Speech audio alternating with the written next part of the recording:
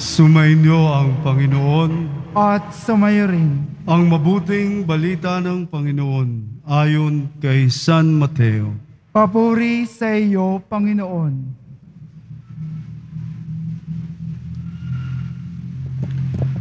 Noong panahong yon, lumapit si Pedro kay Jesus at nagtanong sa kanya, Panginoon, makailan kong patatawarin ang aking kapatid na paulit-ulit na nagkakasala sa akin? Makapito po ba? Sinagot siya ni Jesus, hindi ko sinasabing makapito, kundi 70 ulit pa nito. Sapagkat ang paghahari ng Diyos ay katulad nito. Ipinasya ng isang hari na pagbayarin ng kanyang mga lingkod na may utang sa kanya. Unang dinala sa kanya ang may utang na 10 milyon piso. Dahil sa siya'y walang ibayad, iniutos ng hari na ipagbili siya ang kanyang asawa, mga anak, at lahat ng ari-arian upang makabayad. Nanikluhod ang taong ito sa harapan ng hari at nagmakaawa. Bigyan pa ninyo ako ng panahon at babayaran ko sa inyo ang lahat. Naawa sa kanyang hari, kaya ipinatawad ang kanyang mga utang at pinayaon siya. Ngunit, pagkaalis niya roon ay nakatagpo niya ang isa sa kanyang kapwa-lingkod na may utang na 500 piso sa kanya. Sinunggaban niya ito at sinakal, sabay wika, magbayad ka sa utang mo. Naglumuhod iyon at nagmakaawa sa kanya. Bigyan mo pa ako ng panahon at babayaran kita. Ngunit hindi siya pumayag. Sa halip, ipinabilanggo niya ang kanyang kapwa-lingkod hanggang sa ito'y makabayad. Nang makita ng kanyang mga kapwa-lingkod ang nangyari, sila'y labis na nagdamdam. Pumunta sila sa hari at isinumbong ang nangyari. Kaya't ipinatawag siya ng hari, Ikaw, napakasama mo. Sabi niya, pinatawad kita sa utang mo sapagkat nagmakaawa ka sa akin. Nahabag ako sa iyo. Hindi ba dapat ka ring mahabag sa kapwa mo? At sa galit ng hari siya ipinabilanggo hanggang sa mabayaran niya ang kanyang utang.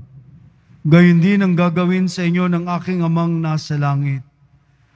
Kung hindi ninyo patatawarin ang inyong kapatid. Ang mabuting balita ng Panginoon. Pinupuri ka namin, Panginoong Hesukristo. Magsiupo muna po ang lahat. Lahat po tayo may utang. May utang po tayo sa Diyos. May utang tayong dapat pagbayaran.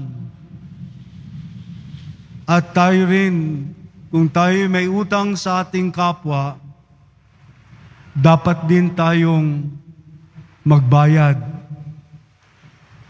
Mamaya dadasalin natin kung yung ginagamit po sa Ama namin. Patawarin mo po kami sa aming mga utang tulad ng pagpapatawad namin sa nagkakautang sa amin. So isang dasal at tanda ng paghingi ng tawad. Kaya po sa simula po sa misa kanina ay humingi muna po tayo ng tawad upang linisin ang ating budhi upang tayo'y makapasok sa kalooban ng pagdiriwang ng banal na misa na hinihingi natin ng tawad. Panginoon, kaawaan mo po kami. Panginoon, kaawaan mo po kami. Kristo, kaawaan mo po kami. Kristo, kaawaan mo po kami. Panginoon, kaawaan mo po kami. So sa simula ng pagdiriwang ng banal na misa ay kinikilala natin na tayo may mga utang, kaya nga't humihingi po tayo ng kapatawaran sa Kanya at ganun din.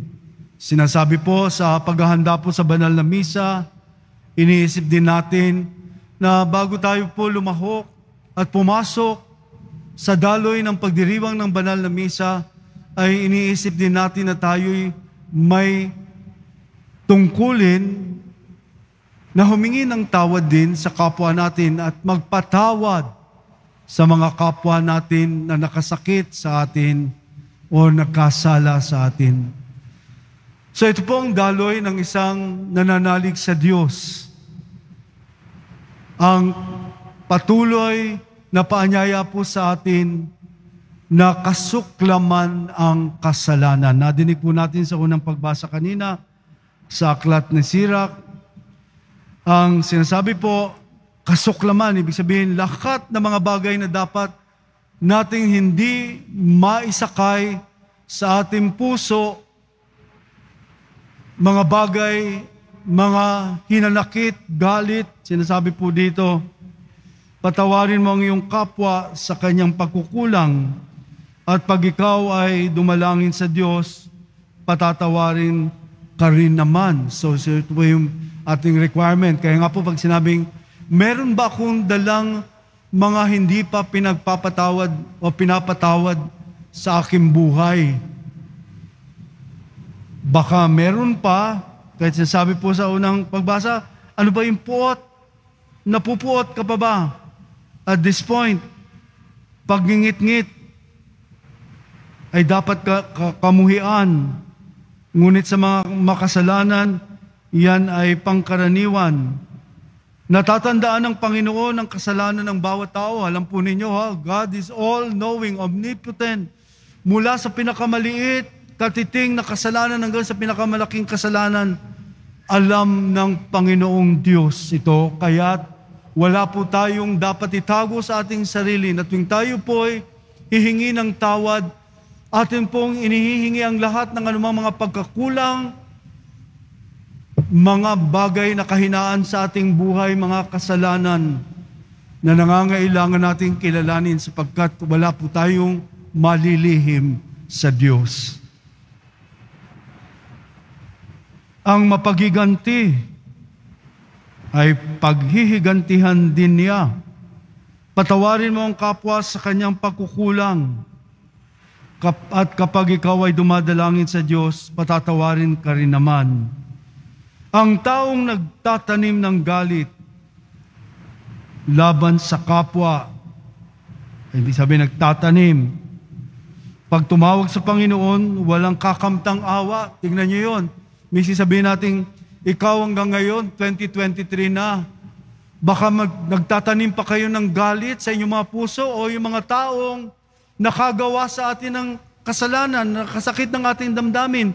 Baka yung iba nabulok na sa loob ng nicho, pero buhay pa rin ang mga galit at hinanakit sa inyong puso 2023. Kung may mga taong namatay na 15 years ago, 20 years ago, nagtatanim tayo ng ngit-ngit at pagkamuhi. Kasalanan. Nagbabaon ng kasalanan. Kaya pagka Biyernes po, Poong Jesus Nazareno, para sa mga nagbabaon ng kasalanan sa kanilang mga puso. So bawat isa po sa atin, ang paninindigan ng ating pananampalataya sa Diyos ay may kaakibat din na patuloy na tayo'y patuloy humingi ng kapatawaran sa anumang mga kasalanan at tayo rin magpatawad sa mga taong nakagawa sa atin ng kasalanan. At tayo rin ay humingi sa araw-araw ng buhay, tayo may mga ligwak, mga kahinaan, limitasyon, mga adiksyon. Alam niyo po, ang isang taong may adiksyon na laging nagagalit, laging namumuhi, lagi nang nagtatanim ng lahat ng anumang mga bagay sa kanya, sa kanyang kapwa, ang pangit po ninyo sa loob ng ataol. Kahit anong kaganda ng make-up ng embalsamador, hindi lilitaw ang anumang kapayapaan sa kabuturan ng puso ng isang namamatay. Na-experience ko po ito kung saan po ako naglilingkod bilang isang chaplain. I witnessed miserable death. Ibig sabihin ng miserableng kamatayan, ito yung mga nagbinbin ng mga hinanakit, galit, hanggat inabot ng kamatayan, hindi nakapanghingi ng patawad at hindi nakapagpatawad. At sinasabi po ng tatay ko po yung barbero, wisdom ito. Sabi niya, kapag ang isang taong namatay, na nagtanim ng napakatinding mga hinanakit at galit at puot na hindi nakapagpatawad, kahit anong payat mo sa loob ng ataol, oras ng libing mo, 10 tao hindi ka madala. Mabigat na mabigat. May katotohanan po yun. Noong una, hindi ko po pinapaniwalaan ng tatay ko. Ngayon, nakita ko po yun. Pero may mga taong laki-laki, pero namatay na puspos ng biyaya ng Diyos ng pagpapatawad, paghahanda sa sarili. Kahit anong bigat, 5 tao, dinadala ang kanyang ataol, napakagaan. Na-experience ko po ang isa na 10 lalaking lalaki na dala-dala po ang ataol, nagkakandara pa sila. Sabi, ano ba naman itong namatay na ito? Liit-liit, ang bigat-bigat. Pero I witness po, yun po yung isang pinroseso ko na hindi po talaga nagpatawad. Hanggang ngayon, pinagdadasal ko po siya. Mga galit, hinanakit, hanggang sa malagutan ng hininga, galit. Kaya sabi ko po, pangit sa loob ng ataol. Ang isang taong handang magpatawad, ang isang taong tumanggap ng anumang sakit, pero nagpatawad, sakit ng damdamin, pero nagpatawad, mga taong gumawa sa kanya ng kasalanan, nagpatawad. Humingi siya ng tawad, nagpatawad. Buong-buo ang kanyang buong sarili, buong kaluluwa na makababalik sa kaharian ng Diyos. Kaya nga po, siguro po, baka meron pa kayong at this point in time ng buhay ninyo na hindi pa kayo nakakapagdesisyon na magpatawad. Gawin na po ninyo. Ibig sabihin, kung may mga tao mang hindi nakahingi ng tawad sa inyo, pero pinatawad nyo na, alam na po ng Diyos yun. Kung hindi nila kailangan lumapit sa inyo, lumuhod at humingi ng tawad, sa inyo na po manggagaling ang kapatawarang ito, sapagkat Diyos ang siyang nakakaalam nito. So mag-check tayo ho. 2023, hindi natin alam kailan darating ang Panginoon. Kailangan tayo maging handa na kung saan ay inaanyayahan po ang bawat isa sa atin na maging bukas ang ating puso at isipan sa Espiritu Santo upang siyang gumabay sa atin, upang siyang magliwanag sa atin, at upang magkaroon ng katuparan ng katotohanang inihahayag po ng Poong Jesus Nazareno sa ating ebanghelyo ngayon. Napakaganda po. Kaya sinasabi po sa unang pagbasa po natin, kung hindi ka nahahabag sa iyong kapwa, paano mong ihihingi ng tawad ang iyong mga kasalanan? Ang panghingi tayo ng habag sa Diyos, pero hindi man tayo nagiging mahabagin sa ating kapwa. Paano yan? Kung ikaw ay tao lamang, ay nagkikimkim ng galit, sino magpapatawad sa iyo sa mga kasalanan mo? Alalahanin mo ang iyong wakas at pawiin mo ang iyong galit. So sinasabi po ng Diyos sa atin ngayon, pawiin mo ang iyong galit. Gaganda ang mukha mo. Gaganda ang daloy ng iyong kaluluwa. Gaganda ang daloy ng iyong relasyon sa Diyos kapag ito'y inyo nang letting go. Hayaan mo na lahat and let God. Letting go ng lahat ng anumang mga basura na yan sa inyong damdamin, sa inyong puso, sa inyong isipan, at hayaan ng Diyos. Let go and let God. Ito pong ang panawagan po sa ating ngayong gabing ito. Isipin mo ang kamatayan at sundin mo ang kautusan. Dili-dilihin mo ang kautusan at huwag kang magalit sa kapwa. Alalahanin mo ang tipan ng kataas-taasan at matuto kang magpatawad. kung gusto nating magkaroon ng malalim na relasyon sa Diyos, palagian ng pagpapatawad, ito po yung susi. Ito po yung pagbubukas sa atin ng Diyos kapag tayo po'y patuloy na nagpapatawad. Nautangan na ba kayo ng malaki at hindi na naibalik? Bahala ang Diyos kung hindi kayo nabayaran. Pero lugi kayo kapag ito'y kinimkim ninyo sa inyong puso. Dadaling kayo sa ospital kasi bakit? Depressed ako. Masakit ang puso ko kasi ang perang ito na aking inipon ay ginamit ng tao na hindi na ako binalikan. Bahala ang Diyos. Kapag malakas ang kapit mo sa Diyos, ang mga perang yan ay walang kwenta. Hindi mo madadala sa libingan, pero ang magpatawad ay madadala mo sa langit. So kung meron man mga tao na dito ngayong gabing ito, na hanggang ngayon, sa inyong pagkabata hanggang sa paglaki, ay kimkim ninyo ang mga galit, puot, paghihiganti, inaanyayahan ko po sa inyo sa misang ito na magsabi kayo sa Kanya, Panginoon, tinatanggap ko po ang lahat ng mga nagawa sa aking kasalanan ng aking kapwa. Sila po'y pinapatawad ko po ngayon at dito sa banal na misang ito. Kasi bakit? Kailan nyo gagawin yan? Kailan kayo magdidesisyon?